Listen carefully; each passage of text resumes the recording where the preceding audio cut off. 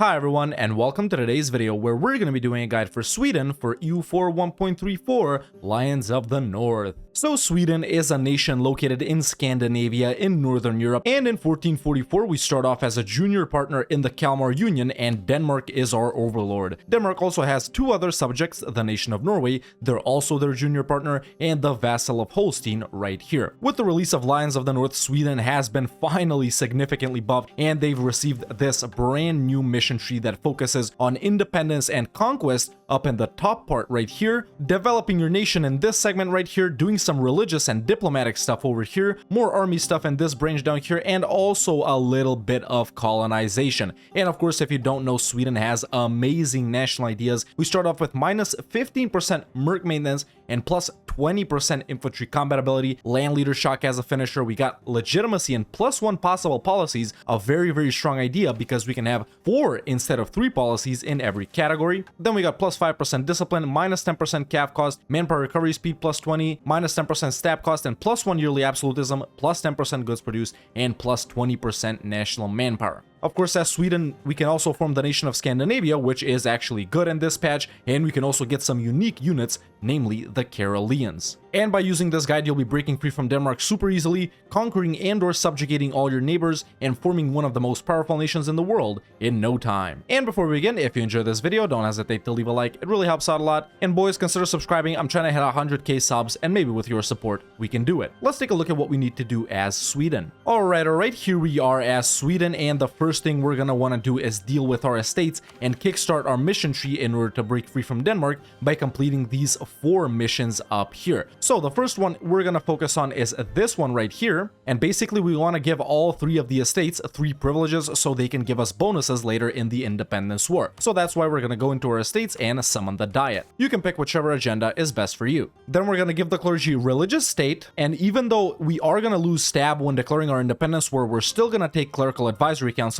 even though it gives us plus 10% stab cost. And we're gonna be doing that with the other advisor privileges as well. And we're also gonna give the clergy religious diplomats. Then we're gonna give the nobles primacy of the nobility, increased levies, and aristocratic counselors, and then we're gonna seize land and give the burghers land of commerce, patronage of the arts, not commercial advisory board, and indebted to the burghers. Then we can take this first mission right here, support of the estates. Here's what happens. Basically, each estate offers us something to prepare us for the independence war, and we can take one of those 3 choices, or we can not take anything and simply gain prestige. And the offer of the nobles is a skill 2 discipline advisor that's 75% cheaper. Of course, this will put us in debt with the nobles, and we do have to do some things to get rid of that, but they're not that hard to get rid of. Then the offer of the burghers is 10 galleys for free and 10% of the time, and once again we'll be in debt with the burghers. And we have the offer of the clergy, which is 200 papal influence, Stockholm gets a cardinal, and of course we're in debt with the clergy. And what I recommend to take from the estates is either the burghers offer for 10 galleys or the clergy offer for 200 papal influence, and basically you can use that 200 papal influence to get 4 papal thingies right here. You can get something like morale that'll help you with the war, improve relations to help you get allies. The Diplorep is also nice for allies, and you can get proclaim holy war for plus 15% manpower recovery speed and land maintenance. That's 8 awesome modifiers you can get. So pick one of these 2. I'm gonna go with the galleys personally. Next, we need to focus on completing this mission right here simply by employing a military advisor. Now, Sweden isn't very rich at the start. We are kind of losing money, but we will be getting 3 advisors right off the bat to help us deal with this whole thing. So just get whichever level 1 admin advisor you want. I'm gonna get this production efficiency guy, get a Diplorep or improve relations level 1 Diplo advisor. I luckily have one, and get a morale, discipline, or fort defense mill advisor. I have a discipline guy. And now that we have a mill guy, we can also take this mission right here where we gain this event. Basically, we gain General Johan Vasa, who's a 1441, pretty powerful with force shock, and Sweden gets Vasa leads the rebellion. That gives us minus 2 national unrest and plus 25% liberty desire. This guy will become king of Sweden if we win our independence war before 1474, and you can put him in charge of your army. Finally, we need to deal with these 2 missions right here where at least 2 of Denmark's rivals or enemies have 100 opinion of us, and basically we need to build up to force limit. So this is how we're gonna do that. simply take your army right here and you're gonna delete one cavalry regiment because we don't need it. And you can also delete one infantry regiment as well, and then simply hire the Free Company. At this point, you should take a look at Denmark's rivals and enemies. In my case, it's Poland, Scotland, and England. So with all three of those free diplomats, start improving with the three Danish rivals and enemies. Basically, it'll be different in everyone's case, but these are some of the more common ones. Maybe they can get Novgorod, maybe Lithuania sometimes. Whoever it is, improve with them. You don't really need anyone's help to win the independence war, but it's nice to have their help. So I'm simply going to improve with England right here, and Scotland, and Poland. Of course, you can ask some of the guys to support your independence right off the bat. Now it's time to chill, wait to get 100 opinion with these guys, wait for your boats to be built, and you can take your main fleet right here and put it in Stockholm. Once the Free Company builds, you will be able to take this mission where this event happens. Basically, we have two options where we lose Liberty Desire and Denmark likes us, or we gain Liberty Desire, Denmark hates us, and we gain 10k manpower. A pretty powerful mission considering that we start off with just 9k manpower. Of course, you should take the second option. And when you do, you will be able to take the mission Swedish Allies, but don't do it yet because these guys don't have 100 opinion of us. So first we're gonna wait for these guys to have 100 opinion, and then we're gonna take this mission. Once your boats have finished building in this province up here, take them and merge them with the navy down in Stockholm. Around July 1446 is when you're gonna get 100 opinion with everyone you've been improving with, and at that point we can see the requirements here where it says at least 2, currently 3. Then you can take this mission right here, and basically this mission automatically asks all of these guys to support our independence.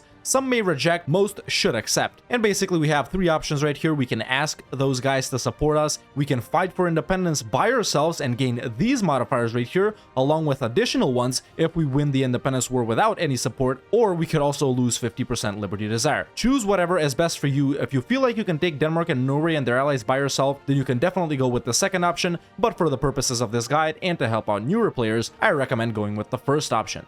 And there we go, the three nations I've improved with, England, Poland, and Scotland, have all accepted, and now they all support my independence. You may have a couple of different guys than me, but these are pretty common ones. Now that that's all done, it's time to call back your diplomats, get your navy right here and hire an admiral, and take it out to sea, and get your armies and put them down here. You can also set these 4 provinces as provinces of interest. Once you're down here, it's time to start your independence war. If you have England supporting you, you will most likely get their navies down here as well, in which case you'll establish naval superiority. The AI is good at naval invading now, so they will help you out. If you're unlucky like me though, you might find England losing to France, which might spice things up a little bit, but if not, then everything is good. So simply go ahead and declare on Denmark with the independence CB, everyone will come in, and in my case, Denmark have actually found themselves pretty competent allies. In your case though, I think they'll have weaker allies than this, and simply go ahead and declare independence.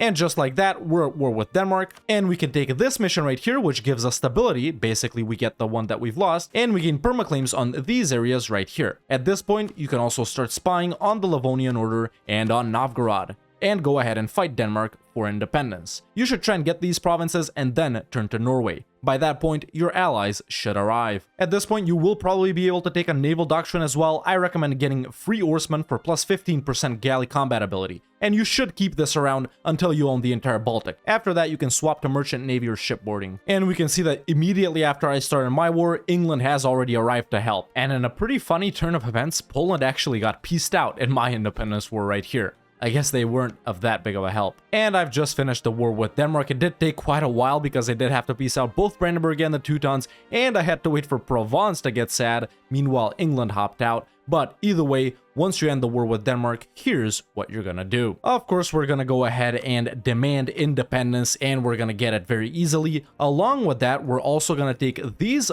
4 provinces down here in Scania, and that's enough conquest for now. Additionally, you can take Denmark's money if you want to, although that will increase the truce by a couple of years, or you could also take war reps. That's what I'm gonna do. So independence, these provinces down here, and if you want to, money and war reps, or just one of those. And that's your independence war Done. When that war ends, you will get the event Rise of the Swedish Kingdom, and we gain permaclaims on various provinces. Of course, as the previous event said, our general right here, Johan Vasa, will become ruler with 6/4/4 stats. Of course, you should take that option right here instead of Karl VIII. And these are the provinces that we gain claims on. After this war, you will be able to set rivals. Most likely it'll be Denmark, the Livonians, and Novgorod, and of course, you should rival all three of them. After you finish coring up the provinces you took from Denmark, it's time to move on. And once you do, you will be able to take this mission right here, where we gain permaclaims on some areas in Norway, and this event also happens. So what this event basically is we can teach them the Swedish ways, lose stab, and the culture will get converted to Swedish right there, and we gain minus 100% local autonomy and lose 10 years of separatism. We add Denmark as a historical rival, and 16 separatists rise up. Or we can gain stability and gain local autonomy. Honestly, it's up to you what you take right here. This is pretty good too, but if you want to get stab, you can get stab as well, and if you don't want to deal with the separatists. Personally, I'm gonna take this first option right here. An additional thing that happens when we take that mission is we gain permaclaims on all of Norway, like I said, but we also gain a unique CB against Denmark, which is Claim the Norwegian Crown. And basically, this CB allows us to take over Norway as a junior partner from Denmark. Of course, you can do that if you want to, or you could also conquer Norway since you do have permaclaims. It's totally up to you. However, I do recommend PUing Norway for the further flavor that comes down the line if we do it with subjugation. Now, while we're waiting for our truce with Denmark to expire so we can steal Norway from them, it's time for our second war, which is going to be versus the Livonians or versus Novgorod. It's totally up to you which of these two nations you fight, because we are going to fight both of them. And what I recommend for your first war is Novgorod, simply so Muscovy doesn't gobble them up further. If you're lucky, Muscovy haven't taken Neva and Novgorod, the two most important provinces that we need for a mission. In my case, they have left Neva alone, but they have taken Novgorod. This is totally dependent on luck, and everyone's Novgorod will look different because Muscovy will take different things in anyone's campaign. So, when you're ready to declare your first war, simply either walk up to the Livonians' border or Novgorod's border, depending on who you chose. And like I said, I'm going to be fighting Novgorod, so I'll just declare for Neva right here. No need to call in anyone in this war. You might want someone's help if you're fighting the Livonians, if they're allied to the Teutons. And once your extremely easy war with Novgorod is done, here's what I recommend taking. As always, when fighting Novgorod as a Scandinavian nation, you should take the border provinces to prevent Muscovy from pushing into them further, but if you can, of course, you should also full annex them. In my case, I can full annex them, so I am gonna do that. But if not, just take border provinces. And that's my war with Novgorod. Done. You shouldn't really care about aggressive expansion in this war because they're pretty much the only Orthodox nation we're gonna fight until we get strong enough to beat Muscovy. To deal with the religious disunity penalties, what I recommend for now is trade companying everything in the White Sea and Novgorod trade nodes. That way, these Orthodox provinces won't cause any problems, and you can convert them later once you gain more missionary strength modifiers when the Reformation pops up, or you could keep them in a trade company until the end of the game. It's totally up to you. When you get new agendas, try to do agendas for the estate that you got help from earlier. As we can see right here, I need to repay my debt to the burghers because I got their help, and basically I need to complete 4 agendas from the burghers or have at least 10% crown. You're probably gonna do both of these, but if you want to speed it up, try to do burgher agendas. Unfortunately, I don't think I'm gonna get less than 1 loans, so I'm gonna do something for the clergy here. After you've beaten Denmark in your first war, I did forget to say, but you can totally delete these 2 forts right here. We don't need them anymore. Once you get Tech 4 in all categories, I do recommend activating Encourage Development in Stockholm and bumping it up to 30. This will help speed up the spawning of the Renaissance and also take up the age objective.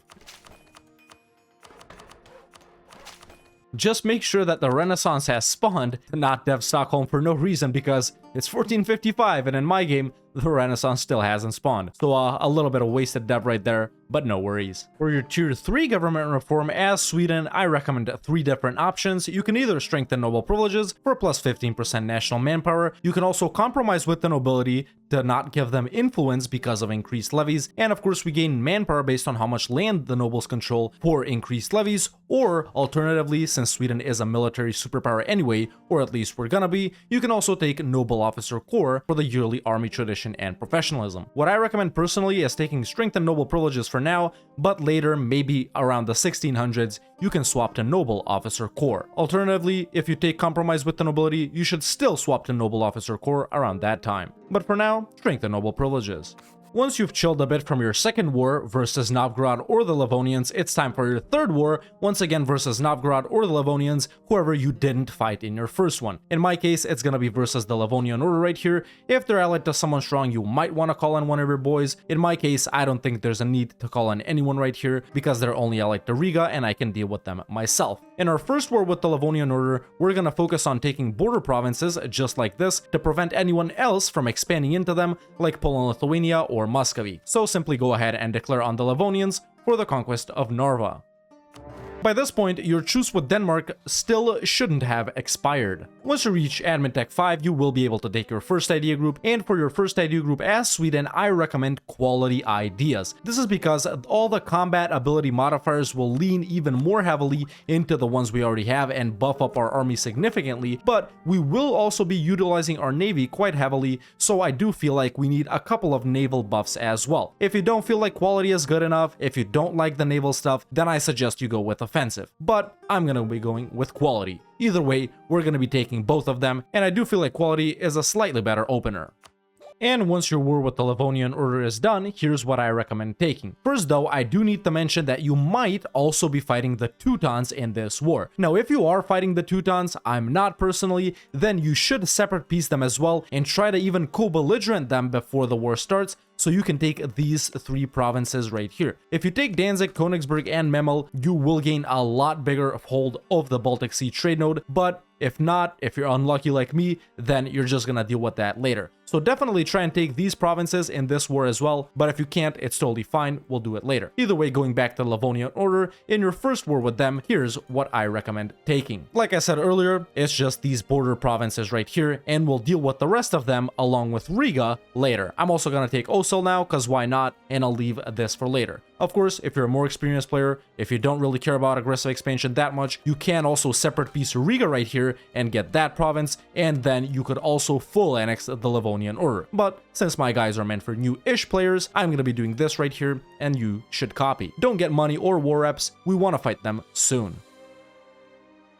And that's your first war with the Livonian Order done. Like I said, if you're more experienced, you've also gotten these three provinces along with Riga, and you full annex the Livonian Order. Once you're done with this third war, and before you fight Denmark again, I recommend lowering autonomy everywhere. This will help us get more manpower, more tax, and more production income as well. Don't forget to do this every 15 to 20 years, because of course we are gaining autonomy while we have a low crownland. At this point, I do also recommend you start building up your trade fleet, so try and get 10 light ships to protect trade in the Baltic. I've got 2 right now, let's build 3 more. That's all the money I have. And I just got a new champion of the joust. Awesome, 5 shock, I gotta love it. However, because this might not be realistic, and because most of you guys probably won't get a general like that, I'll simply be firing him to make this guide more realistic. At this point, I'm also gonna ally Austria, just like that. Once your truce with Denmark is up, it's time to declare a second war on them and basically steal Norway from them if you want to. If not, you can just conquer Norway. Like I said, it's totally up to you, but for the flavor, I do recommend PUing them. And just go ahead and declare with the Claim Norwegian Crown CB. You don't need to call on anyone in this war if they're weak. You can if you want to make it quicker. I am gonna call in Poland, and simply have your army down here to prevent Denmark from crossing, and with your armies deal with Norway first and then move down to Denmark. Well, we have Ducal Prussia, something I didn't know could happen in 1466. I guess it's a part of this latest update, and we'll definitely have to explore that as one of these nations right here. But there we go, Ducal Prussia, Catholic Republic. And once you've beaten up Denmark and Norway, we're simply gonna piece them out and select the option Claim Norwegian Crown, and Norway gets transferred over to us. That's it, no money, no war reps. Once again, we want a short truce.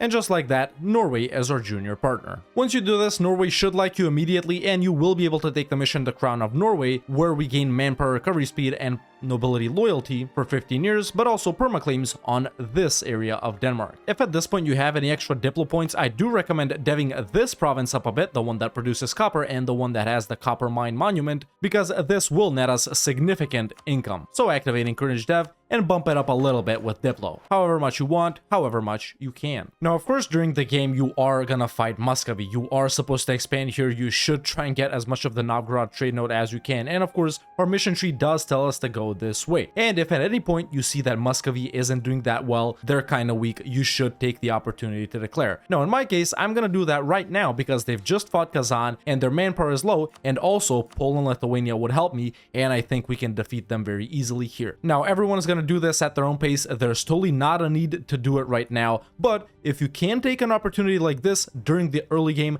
to beat up Muscovy as much as you can, then you should do it. Like I said, this is just an opportunistic war and not a necessary one, and you don't need to do it if you can't at this point. You'll be doing it later. So I'm simply going to declare for Novgorod right here, call in Poland, Lithuania, and get to it.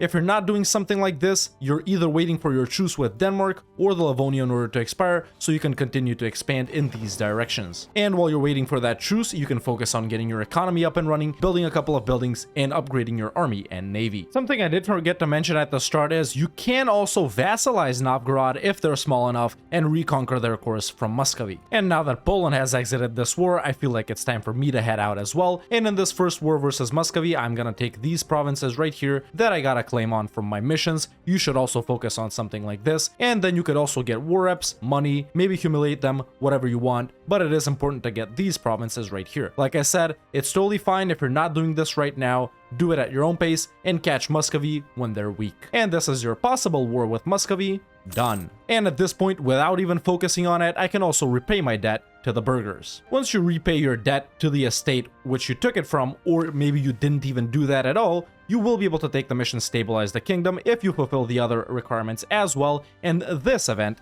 happens. And we have three possible options for the event Crown of Poland. The first option right here, we pursue a policy of dynastic ties, and basically we need to get a Vasa on the throne of Poland. That is pretty easy if they're an elective monarchy, of course. We'll just support our heir and eventually he'll get on their throne. And then we need to have at least as much prestige and legitimacy as Poland. This shouldn't be too hard to accomplish, and then we'll gain a restoration of Union CB on Poland. This is the most powerful option. Let me tell you the other ones though. We could also follow a policy of conquest, and basically we need to conquer 15 provinces in the Poland region, which is basically down here, and then we'll gain 150 admin points, Polish as an accepted culture, and we'll lose autonomy and separatism in those provinces. This is pretty good too. If you're not into the diplomatic or PU game, you can go with this and simply try and conquer Poland. And then we can also take the option of coexistence. Maybe you're role-playing, maybe you want to keep Poland around and be friends with them, and then we need to fulfill certain requirements right here, and we become historical friends with Poland, and we gain 100 Diplo points and 400 Splendor. Like I said, the most powerful option is the first one, where we gain a restoration of Union CB on them, especially if they have Lithuania as a junior partner, or maybe they've also gotten Hungary as a junior partner, something that I have seen happen in 1.34. So of course, you should take the first option, just like that. Now at this point, you may be tempted to break your alliance with Poland and stuff like that in order to prepare to PU them. But no, first you have to max out relations with them as I have right here and start supporting your heir as a claimant to their throne. Only once we get a Vasa on their throne, then we'll break the alliance with them, because that's when we'll gain the restoration of Union CB. So keep an eye out on this diplomat right here. He will get kicked out from time to time if Poland gets another heir. Just keep putting him back and make sure to notice when you have a Vasa on Poland's throne. Of course, the requirements for some other missions right here, like these two and this one, change depending on what you take from that event. So the requirements will be different for everyone here depending on what you took. If you took the same option as me, your requirements right here will be the same. Now that I've paid off all my loans with the cash I got from Muscovy, I can take this mission right here, which basically requires us to have a high income, no loans, no corruption, and stuff like that, and we gain some awesome bonuses to production, shipbuilding time, prosperity growth, and stuff like that in various areas. You won't be focusing too much on these missions down here. Like I said earlier, you'll be mostly completing them automatically, just by playing the game. But now that I don't have any more loans, I'll be taking some new burger loans, and I'll actually be giving the burgers commercial advisory board because I forgot, and with the new burger loans, I'll simply continue to build some buildings, especially marketplaces in the center of trade provinces, like in Stockholm right here, Neva, and this one up here that I took from Novgorod. And I'll be building some production buildings as well in the high value trade good provinces, such as this one, this one, this one, this one, the salt one, and this one too. Why not? For your first stage ability, you should take Justified Wars. And now that my truce with the Livonian Order is up, I will be finishing them off. You will be doing the same, and in this war, you'll be taking Riga as well. So when your truce is up, go ahead and declare on the Livonians for the conquest of whatever. And I'm also going to be co-belligerenting Riga here just so I can fight Lubeck, because in my game, Lubeck has taken this. This is not something you're gonna have to do, and there's no need to co-belligerent Riga. I'm also gonna call in England to make things a little easier with all of these tiny HRE guys. So go ahead and declare on the Livonian Order and full annex them and Riga.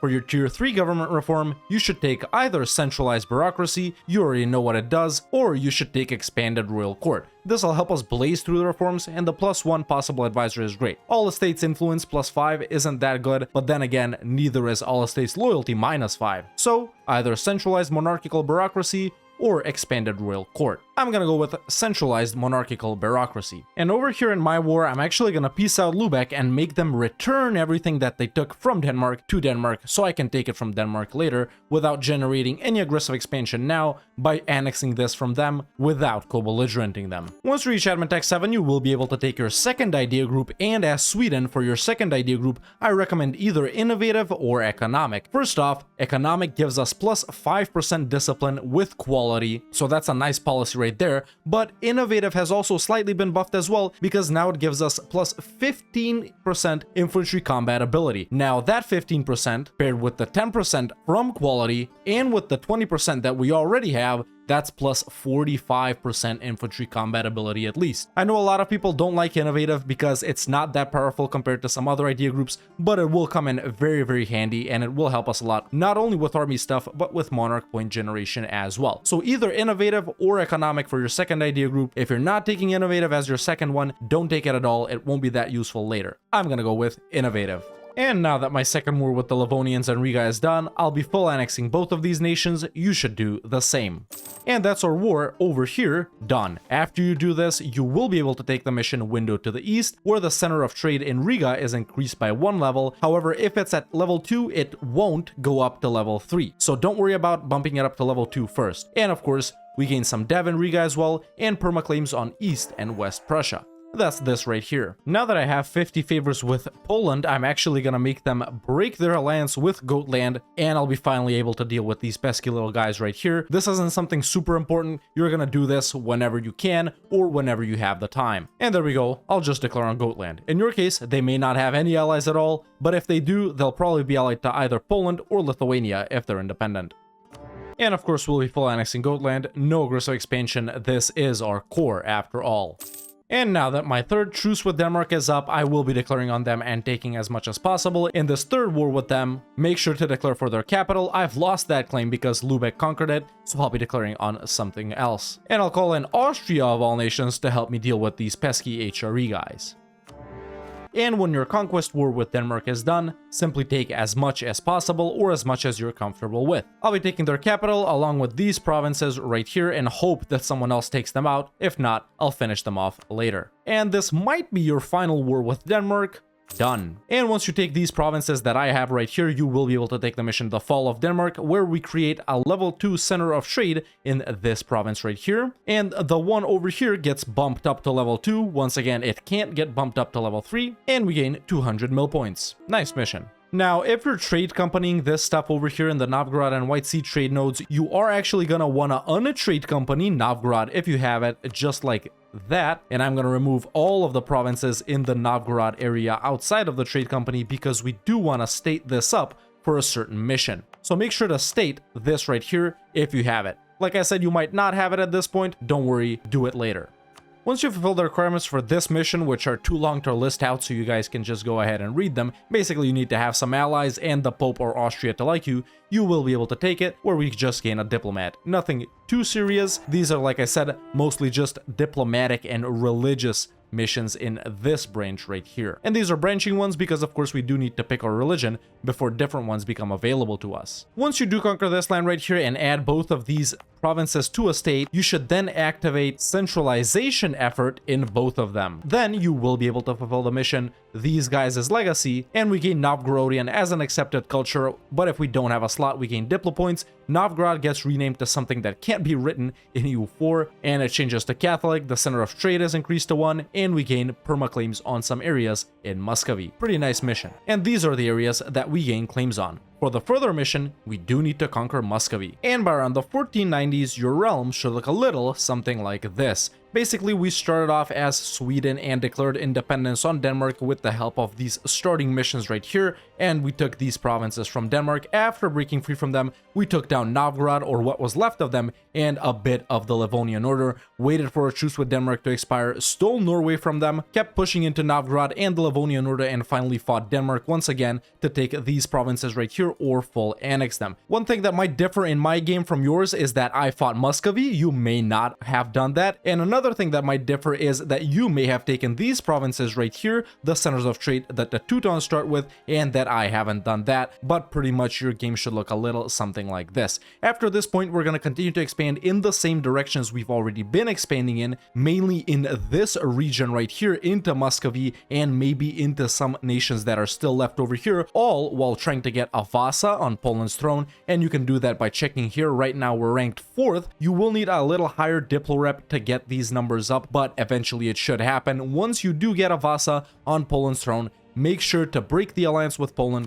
and take this mission right here that gives us a restoration of Union CB on them for 20 years. And after that, you will be able to PU Poland, and you might also get Lithuania or maybe even Hungary with them. In my case, Hungary is actually a junior partner of Poland now. It has happened recently, I guess, since they weren't earlier. And yeah, you may get 1 to 3 additional junior partners with the PUing of Poland. After you've gotten Poland and after you've expanded into Muscovy, you will be powerful enough to push into the HRE, break your alliance with Austria if you have it, and focus on mainly taking over provinces in the Lubeck and maybe even in the English Channel trade nodes, and maybe you'll eventually fight England to get a hold of the entire North Sea and English Channel trade node. By that point, if you've annexed Norway, of course you have formed the nation of Scandinavia. I do recommend forming Scandinavia. It is pretty nice. You can keep Swedish traditions if you want to. You can go with Scandinavian ones, or you can even not integrate Norway and have them colonize a little bit for you. After all, our mission tree does want us to colonize slightly right here. As we can see, not as big as Denmark's or Norway's colonization branch,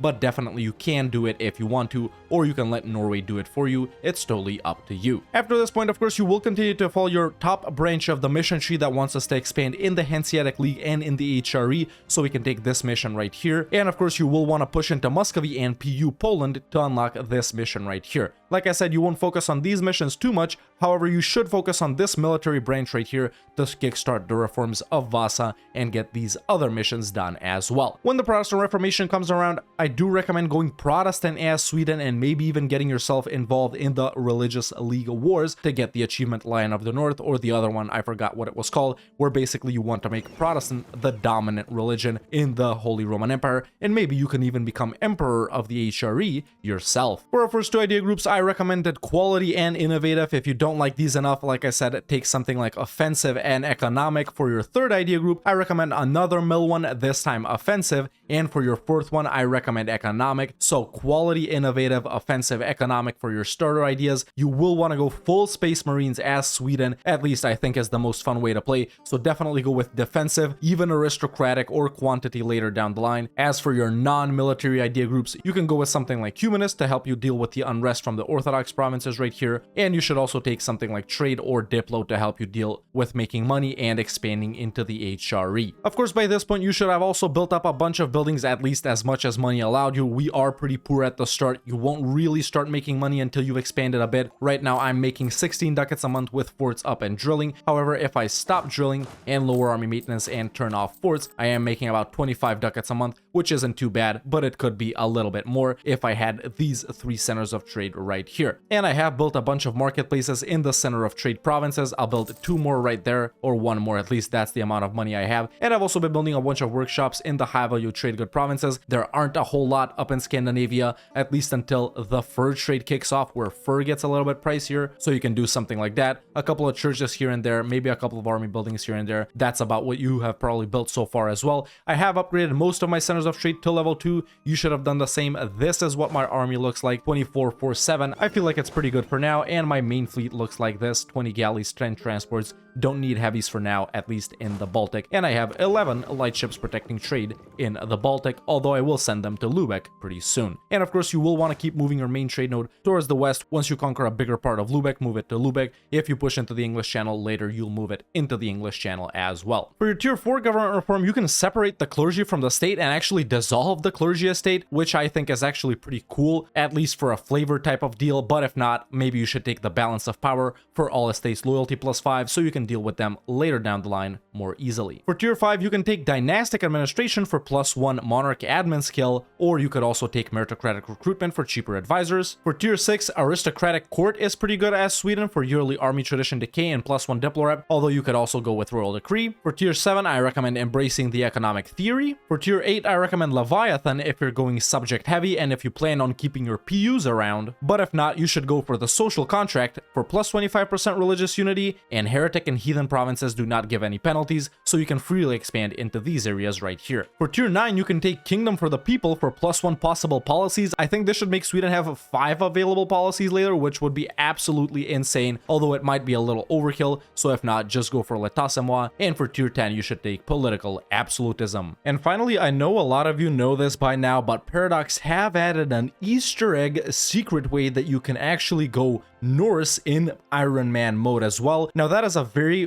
rare event that you can get as any of these nations, and basically the requirements are that you need to be either Danish, Swedish, Norwegian, or Icelandic primary culture, basically any of these guys right here. It needs to be the Age of Discovery, so the first age in EU4, and your ruler needs to be either excommunicated or you need to have declared the statue in restraint of appeals, so one of those two things. Basically the Pope needs to hate you, and then your ruler needs to be either a 555 or he needs to be a sinner, one of those traits, or a scholar. So either one of those traits or a 555, and then you also need to own this province right here, so that's why it's best maybe to try for it as Sweden. You also need to be independent, and the mean time for that event to happen is 100 years, so definitely it's super rare. Of course, that can be increased slightly by having religious ideas and being excommunicated, so basically those are the requirements for you to get that super rare event. And of course, it's easy to trigger in non-Iron Man. You can just use a console command, but in Iron Man you'll still be reloading quite a few times until you can get that event. And that's basically how you can become Norse as any of these guys in Iron Man. And like I said, around the 1490s, your realm should look a little something like this. Let me know in the comments below what nation I should do a guide for next. If you want to watch me do stuff like this live, you can follow me on twitch.tv/TheRedHawkLive, and if you want to catch up on stuff from over there, you can subscribe to the second channel, link is in the description. If you enjoyed this video, don't hesitate to leave a like, it really helps out a lot, and if you want to see more guides like this, or more EU4 videos in general, definitely hit that subscribe button so you don't miss out on anything. And you can become a member today and join the Discord. The link is in the description. Thank you so much for watching, and I'll see you next time with another EU4 video.